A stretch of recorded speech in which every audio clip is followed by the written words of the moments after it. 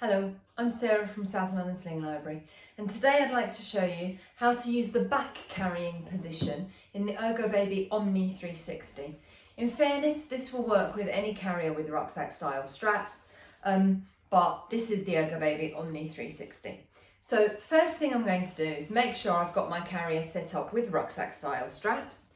I'm then going to look at the seat size adjustment at the bottom and make sure that I've got it on the widest seat setting. To be fair, when you're putting a baby around onto your back, chances are you're already on the widest seat setting, but I'm just going to make sure of that.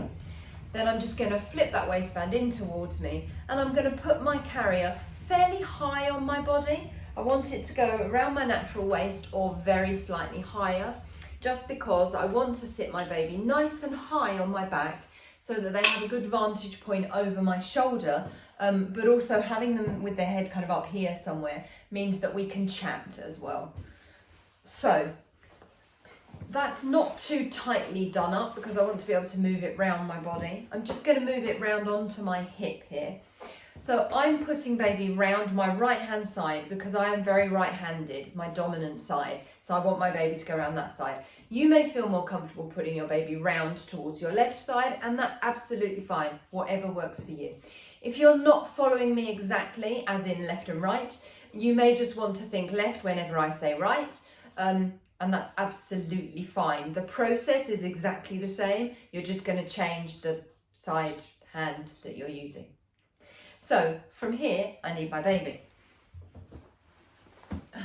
This is Sam. Sam is our biggest demo doll. I'm just going to hold Sam here at the level of the carrier, and then I'm going to bring that carrier up over Sam's back. So that carrier is centrally located on Sam's body. They've got roughly the same amount of leg out on either side. I can then take a shoulder strap here and a shoulder strap here, and I can bring both of those in front of Sam. So I've got a seatbelt there. I can play a bit of a game. Oh, dropped you. Babies quite like that, and it can be a really good way of getting them used to this sort of position. So you can play that game with them a few times. You can pretend to kind of start bouncing them around and then bring them back. It doesn't have to be all or nothing. You can play with this position a few times before you actually move on to fully putting the baby round onto your back. So from here, holding both of those straps in my left hand, I'm going to take my right hand in between these straps. So I'm not going round the side through both of those straps like that. I'm going in between both of the straps, and then I'm putting my right arm through the right shoulder strap. I can then put my hand on the baby's bottom and start to bounce them round behind me.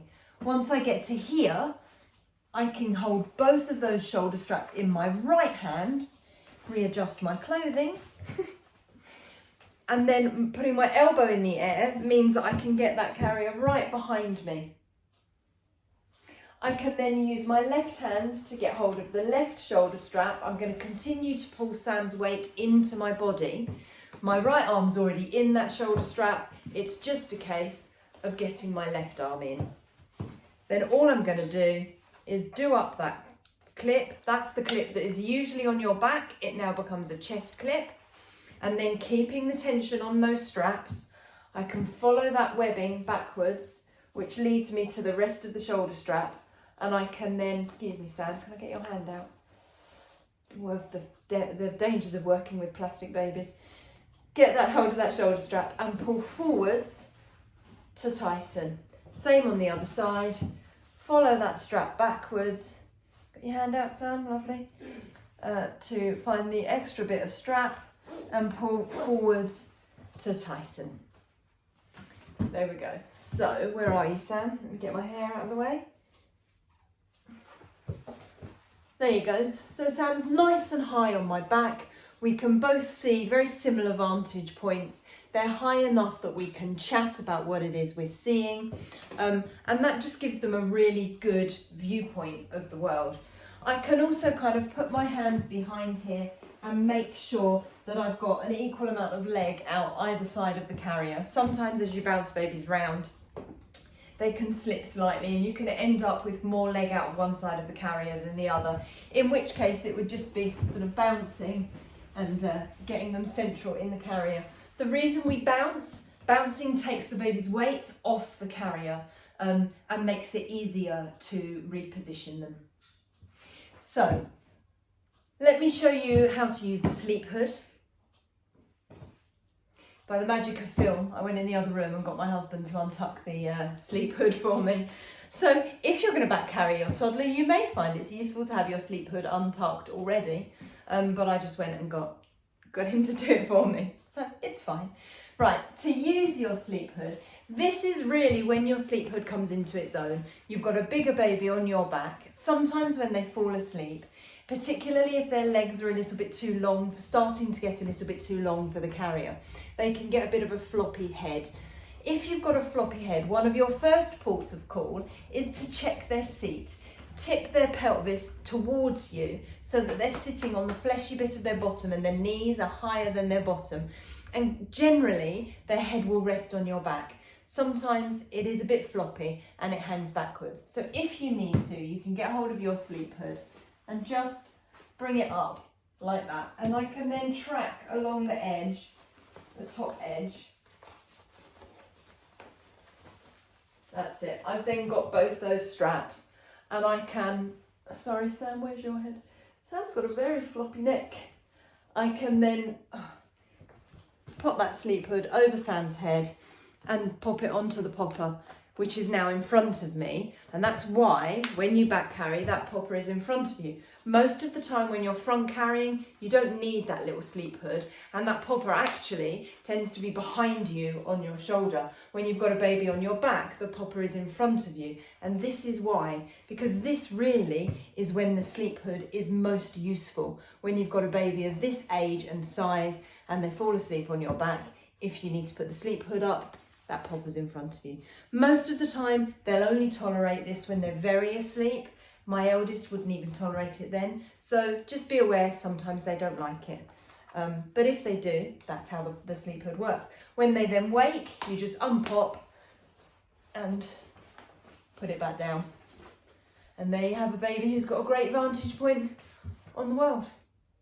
To get them down, if you've walked to the park like this and you get home, the easiest way to get them down is to sit on a sofa, unbuckle your chest clip, unbuckle your waist belt and let them flop out onto the sofa.